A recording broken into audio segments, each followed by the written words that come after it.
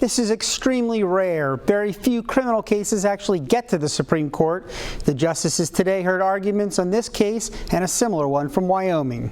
A federal jury in Mobile convicted Dr. Shulu Ron in 2017 of writing prescriptions for painkillers outside the normal course of medical practice. At issue is whether the judge should have instructed the jury that there is an exception if the doctor was acting in good faith, even if the prescriptions were medically questionable. Dr. Ron's attorney, Lawrence Robbins, asked the justices to overturn the conviction and that the charges either be thrown out or that the doctor get a new trial. The justices lobbed tough questions at both sides, asking about hypotheticals, arcane details on the law, and even grammar. At one point, Justice Samuel Alito asked Dr. Juan's lawyer if the phrase in a statute could modify a clause that came before it. Robbins said that it could, while Justice Alito seemed to disagree. Well, I think my old English teacher would say no.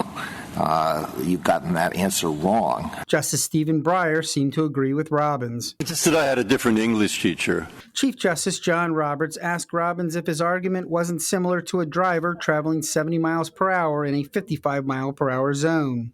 And you say, oh no, I thought it was 70 miles per hour. You still get the ticket, right?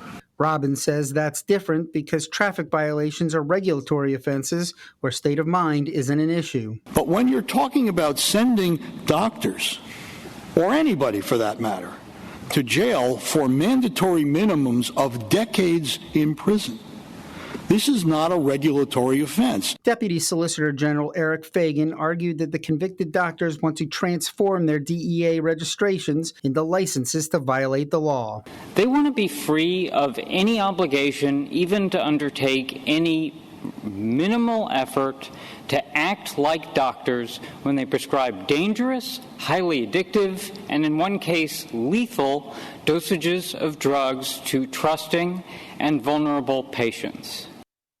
A decision on this case is expected later this year. If the justices side with Dr. Juan, it could impact other recent prescription drug cases in Mobile's federal court. Brendan Kirby, Fox 10 News.